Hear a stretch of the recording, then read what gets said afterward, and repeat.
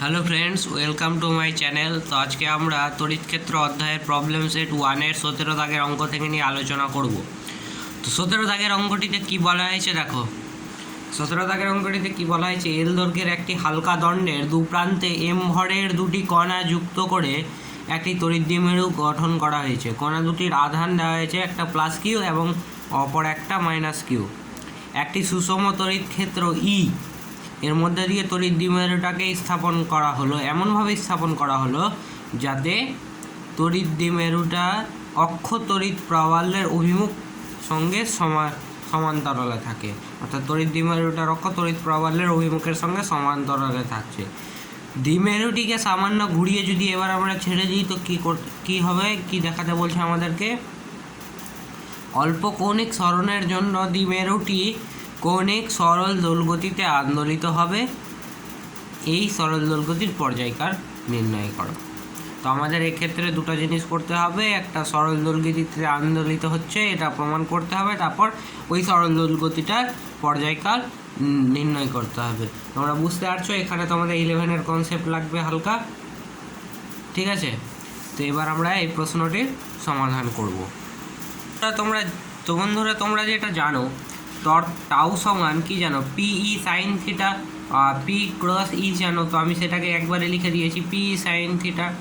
বা টাউ সমান আমরা কি পেয়ে যাবো, এখানে পি মানে কি, দ্বিমেরু ভ্রামক সমান কি, কিউ ইন্টু 2l। তোমরা জানো আধান ইন্টু 2l, তাদের মধ্যবর্তীকার দূরত্বটাকে 12 মেনে চলি আমরা। তো কিউ ইন্টু 2l ইন্টু ই সাইন থিটা। আচ্ছা, এখন দেখো এখানে সাইন থিটার কি বলেছে, দ্বিমেরুটা অল্প কৌণিক সরণ। তো সাইন থিটাটা এতই ক্ষুদ্র হয়ে যাবে যে সেটা থিটার সমান হয়ে যাবে। এবার তোমাদের মনে হতে পারে এটা আবার কীরকম, তোমরা দেখো সাইন থিটা এর মান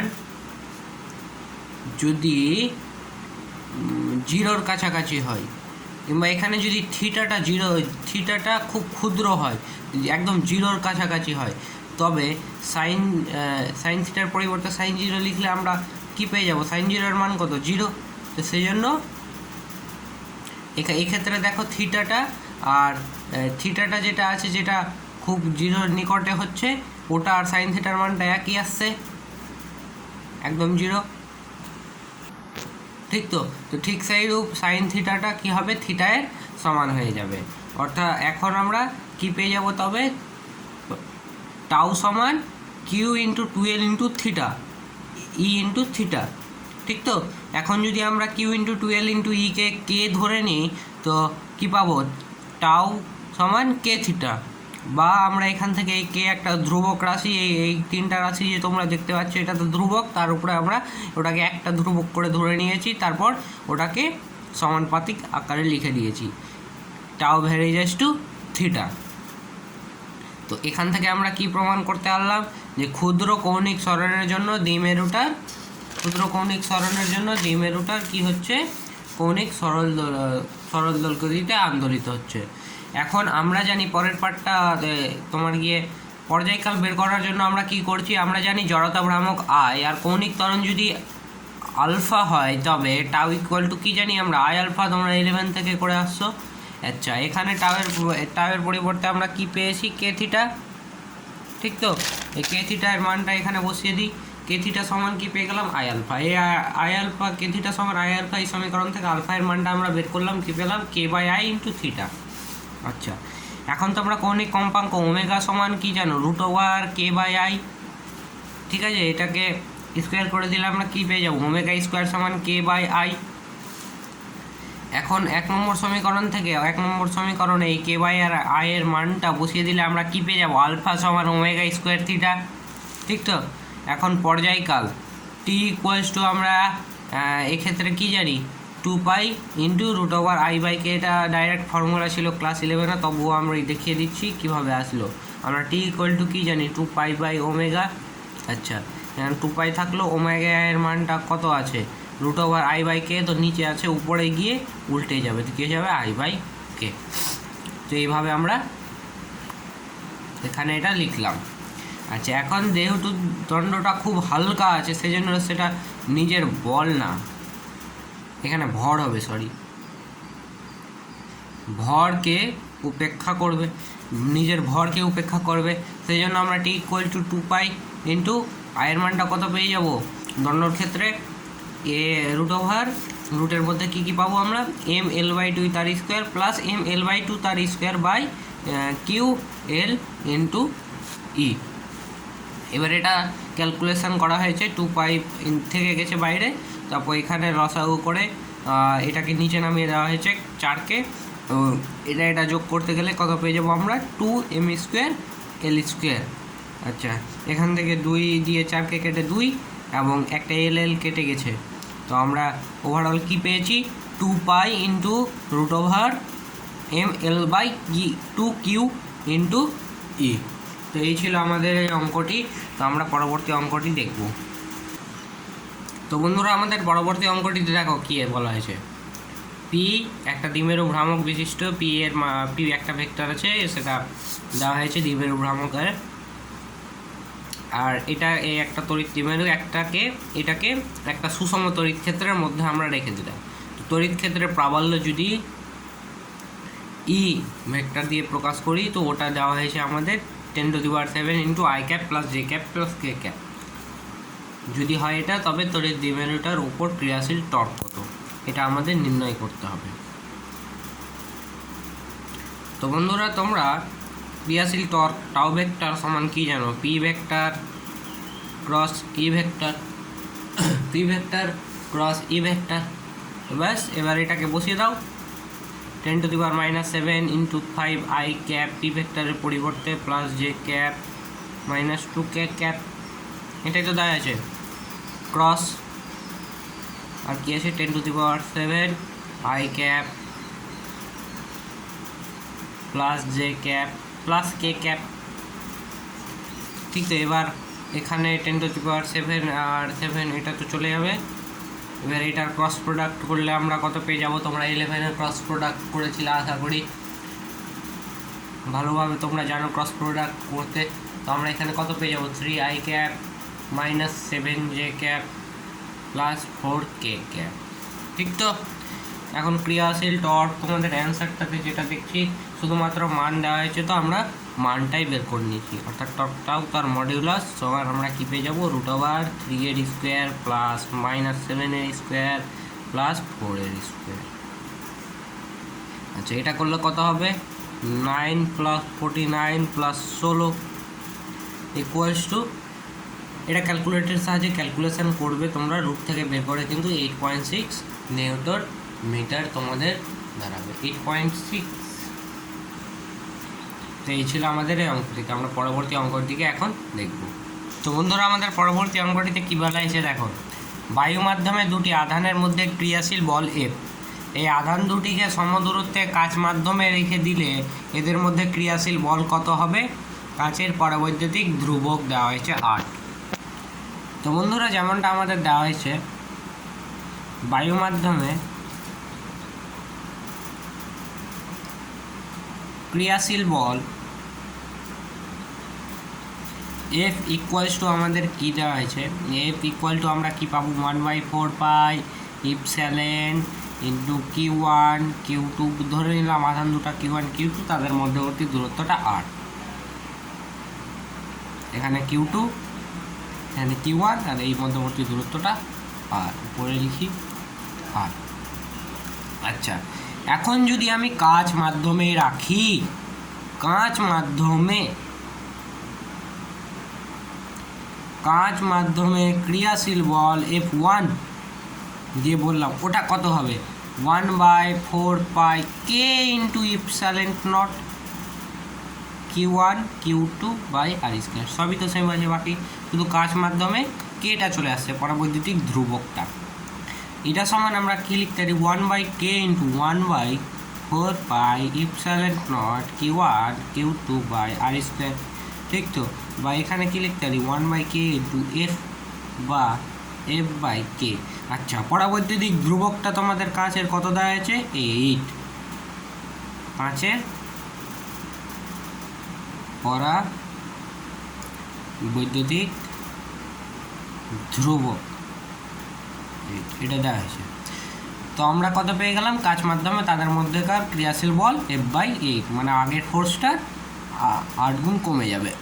আচ্ছা, তোমাদের এখানে আমি একটা শর্টকাট দিয়ে রাখি, যদি এই টাইপের অঙ্ক থাকে তবে পরবর্তী মাধ্যম যেটা থাকবে, বায়ু মাধ্যম ছাড়া অন্য মাধ্যম যেটা থাকবে, সেখানে ফোর্স F1 সমান প্রাথমিক মাধ্যমে অর্থাৎ বায়ু মাধ্যমে ফোর্স বাই এই মাধ্যমটার পরবৈদ্যুতিক ধ্রুবক।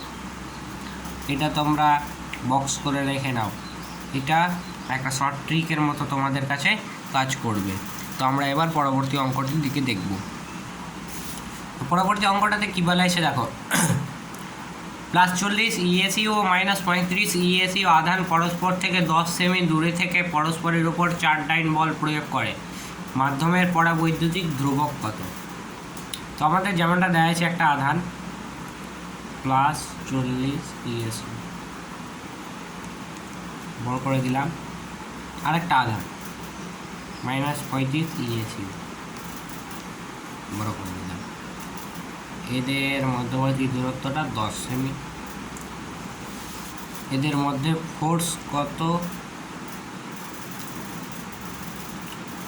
4 নিউটন, 10 নিউটন লিখছিলাম, 4 নিউটন।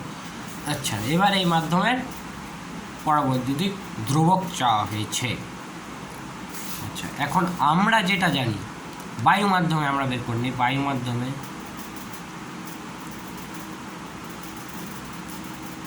আধান দুটির মধ্যে ক্রিয়াশীল বল F ইকুয়াল টু কি জানি 1/4 pi epsilon nought Q1 Q2 by R square, এটাই তো। আচ্ছা, এখানে Q1 Q2 আমি এটাকে Q1 দিয়ে প্রকাশ করে দিলাম, এটাকে Q2 দিয়ে প্রকাশ করে। এখন এত বড় বড় মানসিক কি লিখবে, বুঝতে পারছো? তারপর এখন আমরা যে মিডিয়ামের কথা বলছি এখানে, সেই মিডিয়ামের যদি কথা বলি অন্য মাধ্যমে, প্রদত্ত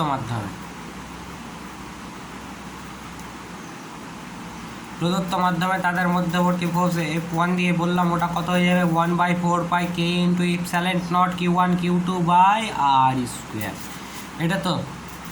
বা F1 সমান 1/K ইন্টু F, এটাকে ঠিক এর আগের অঙ্কর মতোই। বা F1 এর মান কত? 4 নিউটন।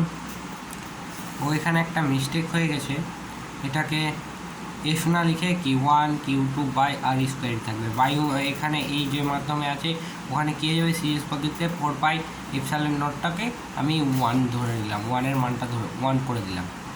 তো এটা কী হয়ে যাবে 1/K into Q1 Q2 by R square. আর 4 সমান কী হয়ে যাবে 1/K into Q1 Q2 by R square, ঠিক তো? আচ্ছা, বা এখান থেকে আমাকে কে এর মানটা বের করতে হবে। কে এর মান কী পাবো? Q1 Q2 by 4 into R square.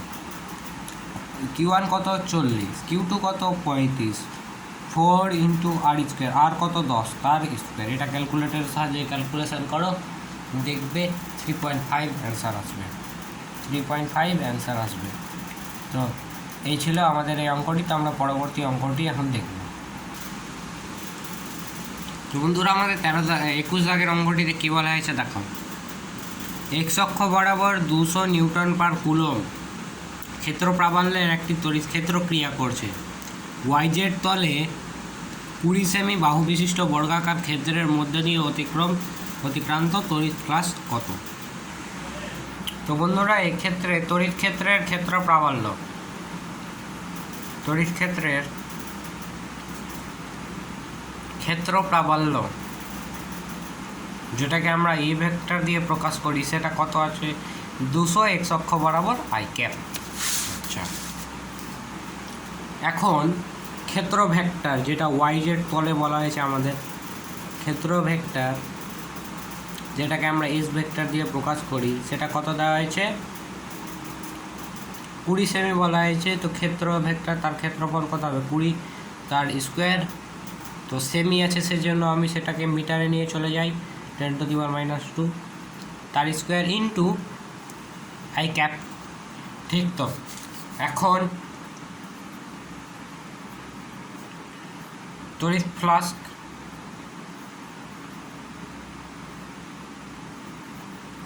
সমান তড়িৎ ফ্লাক্স ফাই সমান তোমরা কি জানো E dot S vector, E vector dot S vector.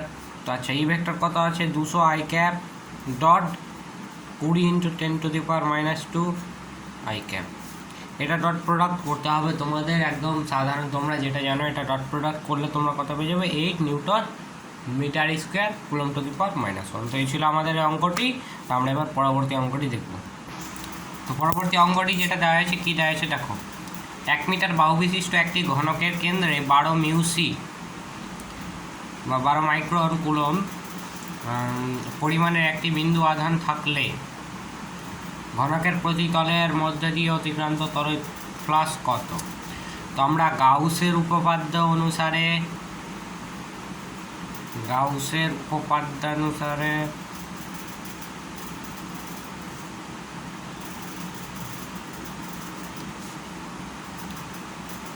ঘনকের মধ্যে দিয়ে অতিক্রান্ত